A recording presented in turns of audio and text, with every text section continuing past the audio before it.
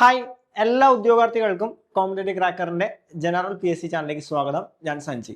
ഇപ്പോൾ നമുക്കറിയാം, നമ്മുടെ CPO, WCPO, fireman, civil excise officer തുടങ്ങിയ എക്സാമുകൾ നമ്മളുടെ തൊട്ടരികെ വന്നിരിക്കുകയാണ്. അപ്പോൾ നമുക്കറിയാം, ഇതിൽ വ്യത്യാസമുള്ളത് സ്പെഷ്യൽ ടോപ്പിക്സിന്റെ 20 മാർക്കിൽ മാത്രമാണ് വ്യത്യാസമുള്ളത്. ബാക്കി 80 മാർക്ക് എല്ലാ എക്സാമുകൾക്കും കോമൺ ആണ്. ഈ 80 മാർക്ക് എങ്ങനെ നമുക്ക് നേടിയെടുക്കാം, അല്ലെ ഏതെല്ലാം ഭാഗങ്ങൾ പഠിക്കുകയാണെങ്കിൽ 80 മാർക്ക് നമുക്ക് നേടിയെടുക്കാം, അല്ലെ? ഇനി ചുരുങ്ങിയ സമയം കൊണ്ട് ഈ 80 മാർക്കിന് വേണ്ടി ഏറ്റവും പ്രധാനപ്പെട്ട ഏതെല്ലാം ടോപ്പിക്കുകൾ പഠിക്കാം തുടങ്ങിയ കാര്യങ്ങളാണ് നമ്മൾ ഈ ഒരു സെക്ഷനിൽ ഡിസ്കസ് ചെയ്യാനായിട്ട് പോകുന്നത്. നമുക്ക് നേരെ എന്ത് ചെയ്യാം, വീഡിയോയിലോട്ട് അടക്കാം. അപ്പൊ നോക്കിക്കൊള്ളുക, നമ്മുടെ CPO, WCPO എക്സാമില് ഏറ്റവും പ്രധാനപ്പെട്ട നമ്മുടെ ഹിസ്റ്ററി എന്ന് പറയുന്ന ഭാഗം, അതിലെ കേരള ഹിസ്റ്ററി ഉണ്ട്, ഇന്ത്യൻ ഹിസ്റ്ററി ഉണ്ട്, വേൾഡ് ഹിസ്റ്ററി ഉണ്ട്. 3 കാര്യങ്ങളാണ് അവിടെ ഉള്ളത്. ഈ പറയുന്ന എല്ലാത്തിനും കൂടി നമുക്ക് അവിടെ വരുന്ന മാർക്ക് എന്ന് പറയുന്നത് 5 മാർക്കാണ് വരുന്നത്, അല്ലെ? 5 മാർക്കാണ് അവിടെ നിന്ന് വരുന്നത്. ഇപ്പൊ ഈ 5 മാർക്കിന് വേണ്ടി ഇത്തരത്തിൽ ആഴത്തിലുള്ള പഠനം നമുക്ക് ആവശ്യമുണ്ടോ എന്ന് ചോദിച്ചു കഴിഞ്ഞാൽ വലിയൊരു ചോദ്യ ചിഹ്നമാണത്. കാരണം ഏറ്റവും ആവശ്യമായിട്ടുള്ള കാര്യങ്ങൾ മാത്രം നമ്മൾ അവിടെ നിന്ന് പഠിച്ചാൽ മതി.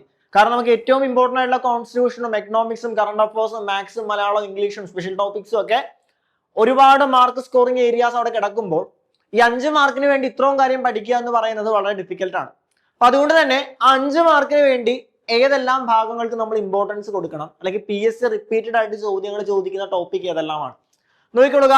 ആദ്യം നിങ്ങൾ പഠിക്കേണ്ടത് കേരള ഹിസ്റ്ററിയിൽ നിന്ന് യൂറോപ്യന്മാരുടെ വരവ്, അല്ലെ? യൂറോപ്യന്മാരുടെ വരവ്, അവരുടെ സംഭാവനകൾ. അത് നമ്മള് പോർച്ചുഗീസ്, ഡച്ച്, ബ്രിട്ടീഷ്, അല്ലെ? അതേപോലെ തന്നെ എന്താണ് ഫ്രാൻസ്, ഫ്രഞ്ചുകാരുടെ, അല്ലെ? ഇത്രയും പേരുടെ വിദേശികളുടെ കാര്യങ്ങളും അവരുടെ സംഭാവനകളും എന്ത് ചെയ്യണം, വൃത്തിയായിട്ട് മനസ്സിലാക്കണം, അല്ലെ? ഈ യൂറോപ്യന്മാരുടെ വരവ്, അവരുടെ സംഭാവന എന്ന് പറയുന്ന ടോപ്പിക് വളരെ കൃത്യമായിട്ട് പഠിക്കണം. കാരണം ഇതിൽ നിന്ന് സ്റ്റേറ്റ്മെന്റ് ഉൾപ്പെടെയുള്ള ചോദ്യങ്ങൾ നമുക്ക് വരുന്നതാണ്.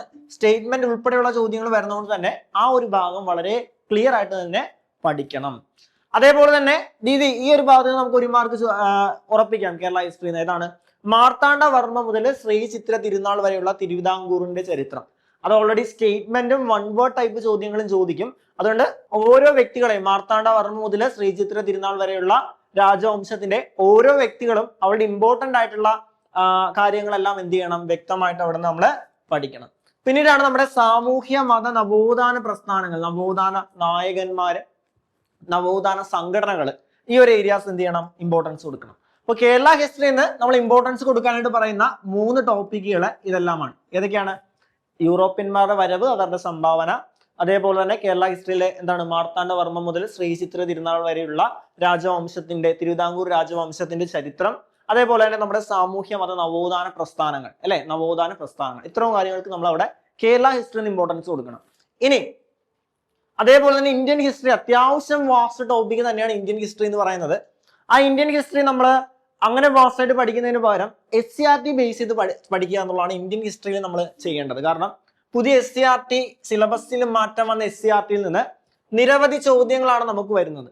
അപ്പൊ SCRT ബേസ് ചെയ്ത് നമ്മൾ എന്ത് ചെയ്യണം, ഇന്ത്യൻ ഹിസ്റ്ററി പഠിക്കണം. SCRTയുടെ ഏതെല്ലാം ചാപ്റ്ററുകൾ പഠിക്കണം ഏതൊക്കെയാണ്? ഒന്ന് 5ാം ക്ലാസ്സിലെ 4ാമത്തെ ചാപ്റ്റർ ആയിട്ടുള്ള വസ്ത്രത്തിന്റെ നാൾ വഴികൾ, ഇന്ത്യൻ ഹിസ്റ്ററിയിലെ ആ ഒരു ടോപ്പിക്ക് പഠിക്കണം. അതേപോലെ 8ാം ക്ലാസ്സിലെ 1ാമത്തെ ചാപ്റ്റർ ആയിട്ടുള്ള അധിനിവേശവും ചെറുത്തുനിൽപ്പും കൃത്യമായിട്ട് പഠിക്കണം. അതേപോലെ തന്നെ 8ാം ക്ലാസ്സിലെ 2ാമത്തെ ചാപ്റ്റർ ആയിട്ടുള്ള ദേശീയ പ്രസ്ഥാനത്തിന്റെ ആവിർഭാവത്തിലേക്ക്, 10ാം ക്ലാസ്സിലെ 6ാമത്തെ ചാപ്റ്റർ ആയിട്ടുള്ള സ്വാതന്ത്ര്യത്തിനായിട്ടുള്ള ബഹുജന മുന്നേറ്റം, അതേപോലെ തന്നെ 10ാം ക്ലാസ്സിലെ 7ാമത്തെ ചാപ്റ്റർ ആയിട്ടുള്ള സ്വതന്ത്ര ഇന്ത്യയുടെ വർത്തമാനം, 10ാം ക്ലാസ്സിലെ 8ാമത്തെ ചാപ്റ്റർ ആയിട്ടുള്ള ജനാധിപത്യം ഒരു ഇന്ത്യൻ അനുഭവം, അല്ലെ? അതേപോലെ തന്നെ 10ാം ക്ലാസ്സിലെ 9ാമത്തെ ചാപ്റ്റർ ആയിട്ടുള്ള ഇന്ത്യൻ സാമൂഹ്യ വ്യവസ്ഥയെ അറിയാം, അല്ലെ? ഈ ചാപ്റ്ററുകൾ ഏകദേശം 3, 6, 7, 8 ചാപ്റ്ററുകൾ SCRTയിലെ മാറ്റം വന്ന ഈ 8 ചാപ്റ്ററുകൾ പഠിക്കുവാണെങ്കിൽ ഇന്ത്യൻ ഹിസ്റ്ററിയിലെ ഒട്ടുമിക്ക ചോദ്യങ്ങൾക്ക് നമുക്ക് എന്ത് ചെയ്യാം, ആൻസർ ചെയ്യാം. എക്സ്ട്രാ നിങ്ങൾ പഠിക്കേണ്ടത് 1857 വിപ്ലവത്തിന്റെ കാര്യങ്ങളൊന്നും എക്സ്ട്രാ നോക്കണം. അതേപോലെ INCയുമായിട്ട് ബന്ധപ്പെട്ട കാര്യങ്ങളും എക്സ്ട്രാ നോക്കണം. ബാക്കി നിങ്ങൾ എന്ത് ചെയ്യണം, ഈ SCRT പഠിച്ചു കഴിഞ്ഞാൽ നമുക്ക് ഇന്ത്യൻ ഹിസ്റ്ററി എന്നുള്ള ഒരു പരിധി വരെയുള്ള എല്ലാ ചോദ്യങ്ങൾക്കും എന്ത് ചെയ്യാം, മാക്സിമം ആൻസർ ചെയ്യാം. ഇനി അതേപോലെ തന്നെയുള്ള വേൾഡ് ഹിസ്റ്ററിയാണ്. വേൾഡ് ഹിസ്റ്ററി നമുക്ക് തീർച്ചയായിട്ടും SCRT ബേസ് ചെയ്ത് പഠിക്കുന്നതാണ് ഏറ്റവും ബെറ്റർ. വേൾഡ് ഹിസ്റ്ററിയിൽ SCRTയിൽ ഇൻക്ലൂഡ് ചെയ്തിരിക്കുന്ന ഭാഗം ഏതാണെന്ന് ചോദിച്ചു കഴിഞ്ഞാൽ, ഒന്ന് നമ്മുടെ 6ാം ക്ലാസ്സിലെ 12ാമത്തെ ചാപ്റ്റർ ആയിട്ടുള്ള ജപ്പാൻ ചരിത്രവും വർത്തമാനവും. ഓക്കെ, അതേപോലെ തന്നെ 8ാം ക്ലാസ്സിലെ 13ാമത്തെ ചാപ്റ്റർ ആയിട്ടുള്ള ഏതാണ്, പുതിയ രാഷ്ട്രങ്ങൾ കെട്ടിപ്പടുക്കുന്നു. ഓക്കെ, ആ ഒരു ചാപ്റ്റർ, പുതിയ രാഷ്ട്രങ്ങൾ കെട്ടിപ്പടുക്കുന്നു. അതേപോലെ തന്നെ 10ാം ക്ലാസ്സിലെ 2ാമത്തെ ചാപ്റ്റർ ആയിട്ടുള്ള സ്വാതന്ത്ര്യം, സമത്വം, സാഹോദര്യം, അല്ലെ, അവിടെ ഫ്രഞ്ച് വിപ്ലവത്തെ കുറിച്ച് പറയുന്നുണ്ട്. 10ാം ക്ലാസ്സിലെ 4ാമത്തെ ചാപ്റ്റർ ആയിട്ടുള്ള സമ്പത്തും ലോകവും. അപ്പൊ വേൾഡ് ഹിസ്റ്ററിയിൽ നിന്ന് നമ്മൾ ഇമ്പോർട്ടൻസ് കൊടുക്കേണ്ട SCRT ചാപ്റ്ററുകൾ ഈ 4 ചാപ്റ്ററുകളാണ്. കിട്ടിയല്ലേ?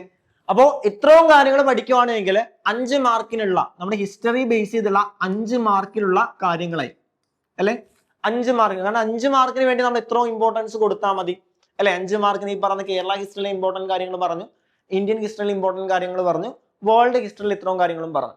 വേൾഡ് ഹിസ്റ്ററി പഠിക്കുമ്പോൾ നിങ്ങൾ തീർച്ചയായിട്ടും അവിടെ അമേരിക്കൻ, അതേപോലെ ഫ്രഞ്ച്, റഷ്യൻ തുടങ്ങിയ വിപ്ലവങ്ങൾ കൂടി എന്ത് ചെയ്യണം, ഒന്ന് നോക്കാനായിട്ട് ശ്രമിക്കണം. വൺ വേർഡും സ്റ്റേറ്റ്മെന്റും അവിടുന്ന് വരുന്നതാണ്. ഓക്കെ അല്ലേ? ശരി, ഇനി അടുത്തതാണ് നമ്മുടെ ഈ പറയുന്ന എക്കണോമിക്സും കോൺസ്റ്റിറ്റ്യൂഷൻ എന്ന് പറയുന്നത്. നമ്മൾ ഒരു യൂണിഫോം എക്സാമിന് പങ്കെടുക്കുന്നവരെ സംബന്ധിച്ച് ഏറ്റവും കൂടുതൽ മാർക്ക് സ്കോറിംഗ് ആയിട്ടുള്ള 2 ഏരിയാസ് ആണ് എന്തെന്ന് പറയുന്നത്, നമ്മുടെ കോൺസ്റ്റിറ്റ്യൂഷനും അതേപോലെ തന്നെ എക്കണോമിക്സ് എന്ന് പറയുന്നത്. ഇത് നിങ്ങൾ എന്ത് ചെയ്യുക, കാരണം ഈ ഒരു ഏരിയയെ സംബന്ധിച്ച് ഇത് എങ്ങനെ പഠിക്കാം, ഈ ഒരു ടോപ്പിക് എങ്ങനെ പഠിക്കാം, ആദ്യം നമ്മൾ ഇമ്പോർട്ടൻസ് കൊടുക്കേണ്ടത് ഇതുമായിട്ട് ബേസ് ചെയ്തിട്ടുള്ള SCRTസിനാണ്. ഈ പറയുന്ന ടോപ്പിക്കുമായിട്ട് ബേസ് ചെയ്തിട്ടുള്ള SCRT പഠിക്കണം.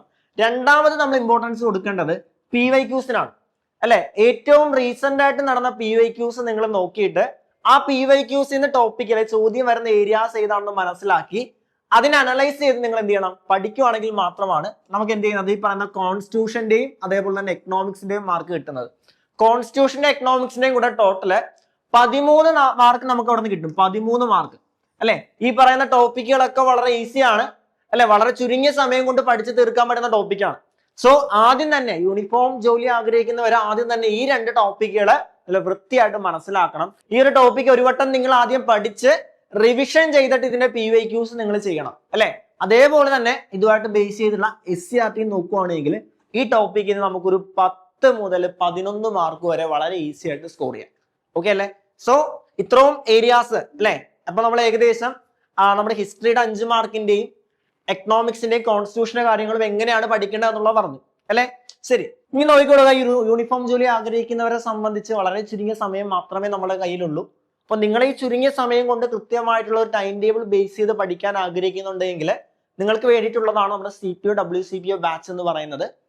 അപ്പോൾ നമ്മുടെ ബാച്ചിന്റെ പ്രത്യേകത, നമുക്ക് ഡെയിലി ടൈം ടേബിൾ ഉണ്ടാവും അല്ലെ. പഠിക്കാൻ ആവശ്യമായിട്ടുള്ള ടോപ്പിക്കുകൾ മാത്രമാണ് നിങ്ങൾക്ക് തരുന്നത്. ആ ടോപ്പിക്കുകൾ ചുരുങ്ങിയ സമയം കൊണ്ട്, ചുരുങ്ങിയ കാലയളവ് കൊണ്ട് പഠിച്ചു തീർക്കുന്ന ഒരു ടൈം ടേബിൾ ബേസ് ചെയ്തുള്ള ഒരു സെക്ഷൻ ആയിരിക്കും അല്ലെ, ഒരു കോഴ്സ് ആയിരിക്കും നമ്മൾ പ്രൊവൈഡ് ചെയ്യുന്നത്. ഈ കോഴ്സിനെ കുറിച്ച് കൂടുതൽ അറിയാനും ഇതിലേക്ക് ജോയിൻ ചെയ്യാനുമായിട്ട് നമ്മൾ എന്ത് ചെയ്യുക, താഴെ കാണുന്ന നമ്പറിൽ കണക്ട് ചെയ്യുക. പിന്നെ നമ്മുടെ ഒരു പാർട്ട് 1 വീഡിയോ ആണ് ഇപ്പൊ നമ്മൾ ഡിസ്കസ് ചെയ്തത്. എങ്ങനെ ഈ പറയുന്ന കേരള ഹിസ്റ്ററി അതേപോലെ തന്നെ കോൺസ്റ്റിറ്റ്യൂഷനും എക്കണോമിക്സും എങ്ങനെ പഠിക്കണം എന്നുള്ള നമ്മുടെ പാർട്ട് 1 വീഡിയോ ആണ്.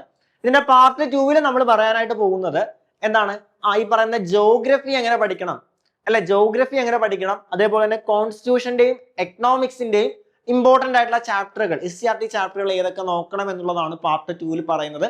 സോ പാർട്ട് 2 വീഡിയോ വേണമെങ്കിൽ നിങ്ങൾ നമ്മുടെ വീഡിയോയുടെ താഴെ കമന്റ് ചെയ്യുക. തീർച്ചയായിട്ടും നമ്മൾ പാർട്ട് 2 വീഡിയോ ചെയ്യുന്നതായിരിക്കും. അപ്പോൾ കോഴ്സിനെ കുറിച്ച് നമ്മൾ മറക്കണ്ട. നമ്മുടെ കോഴ്സിൽ ജോയിൻ ചെയ്യാൻ ആഗ്രഹിക്കുന്നവരെ താഴെ കാണുന്ന നമ്പറിൽ കണക്ട് ചെയ്യുക. മറ്റൊരു വീഡിയോ വേണ്ടി നമുക്ക് വീണ്ടും കാണാം. Thank you so much.